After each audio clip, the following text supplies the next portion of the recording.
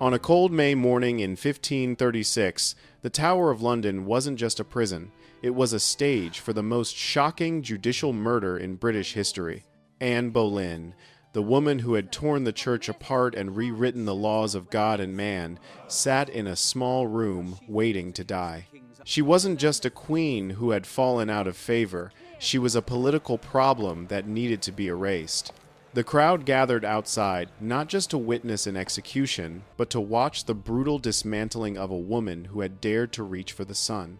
Henry VIII didn't just want to divorce her, he wanted to annihilate her legitimacy, her reputation, and her very existence to clear the path for a new wife who was already waiting in the wings. The air was thick with the tension of a kingdom holding its breath, knowing that the sword was about to fall, not on a criminal, but on the mother of the future. For 500 years, we have asked if she was guilty. But the real question isn't about adultery or incest, it's about power. Anne dared to play a game designed for men, and for a brief, shining moment, she won. She believed her intelligence could protect her, but she forgot that in the Tudor court, the rules can change in a heartbeat. She had spent years navigating the treacherous waters of the court, but now the tide had turned violently against her, sweeping away her allies one by one. Her confidence was her armor, but it was also the target painted on her back, inviting the arrows of every jealous courtier who couldn't stand a woman with a voice. But before the sword could swing, we have to understand the storm that brought her here. How did an outsider with no royal blood capture a king so completely that he burned down his own religion to have her? Anne wasn't your typical English rose. Raised in the courts of France, she came back to England with a sharpness and sophistication that made other women look dull. She didn't simper, she debated. She didn't submit, she challenged. When Henry VIII, trapped in a loveless marriage, turned his eyes toward her, she did the unthinkable. She said no. Her French education had taught her that a woman's greatest asset was not her beauty, but her ability to keep men guessing and wanting more. She refused to be a mistress, a decision that drove the king to the brink of madness and forced him to dismantle the spiritual foundations of his own country. For 7 years, she held him at bay, demanding nothing less than the crown itself. It was the most expensive courtship in history. To get Anne, Henry broke with the Pope, appointed himself head of the church, and divorced a Spanish princess. It was a geopolitical earthquake, triggered by one woman's refusal to settle for second best. Monasteries were dissolved and centuries of tradition were uprooted, all to satisfy one man's obsession with a woman who promised him everything. She wasn't just a lover, she was the architect of a revolution. A catalyst that transformed England from a Catholic stronghold into a Protestant island. But the higher you climb, the harder you fall. Anne had promised Henry a son, a male heir to secure the Tudor line. When she delivered a daughter, Elizabeth, the love that had moved mountains began to turn into a cold, deadly resentment. The failure to produce a son wasn't just a marital issue, it was a breach of contract. In Henry's eyes, Anne had failed her primary purpose. The passion that once burned for her curdled into hatred. And waiting in the shadows was Jane Seymour, quiet, submissive, everything Anne was not. Every time Henry looked at his daughter Elizabeth, he didn't see a future queen. He saw a divine punishment for his marital rebellion.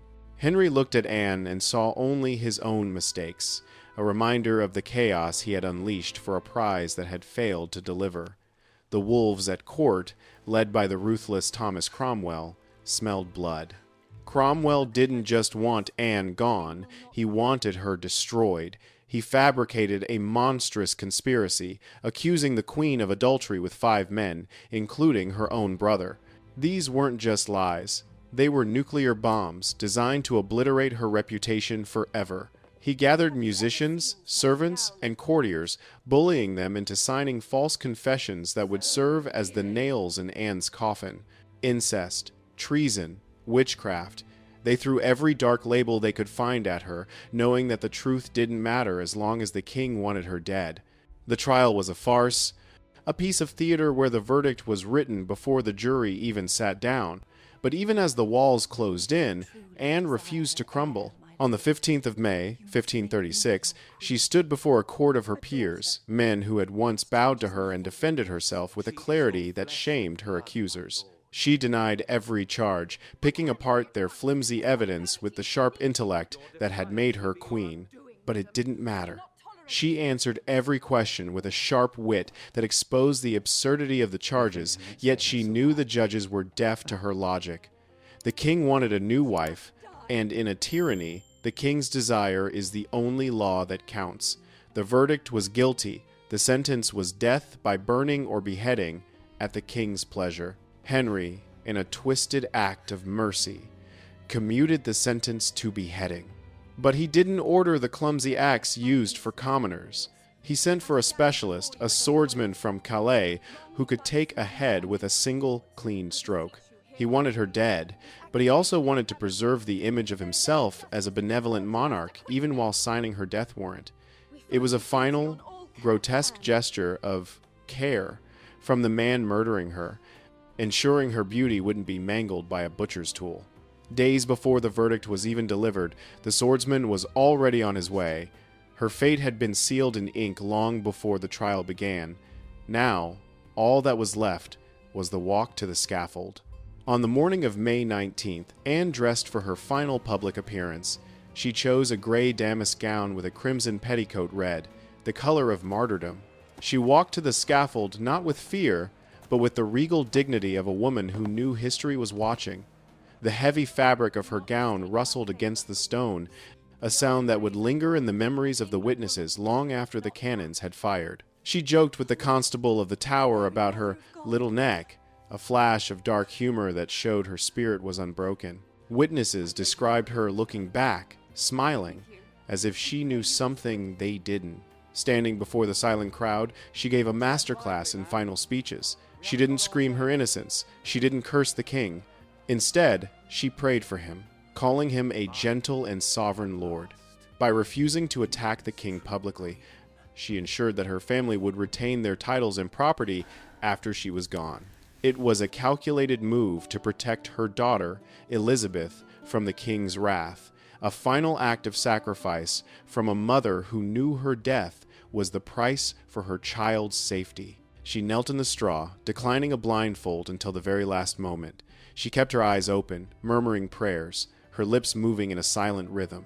The crowd held its breath. The swordsman, knowing that the anticipation was torture, asked for his sword to be handed to him, a trick, as he had hidden it in the straw to distract her.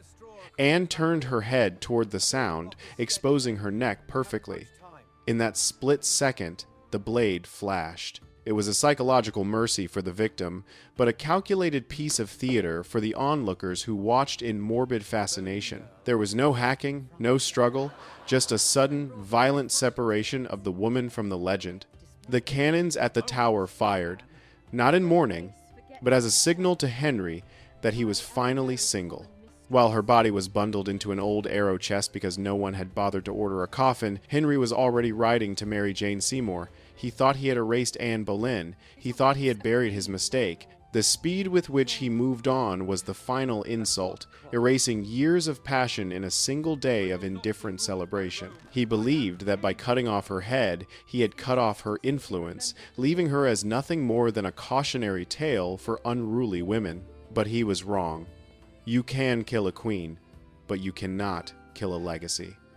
The daughter Anne left behind, the useless girl Henry ignored, was Elizabeth.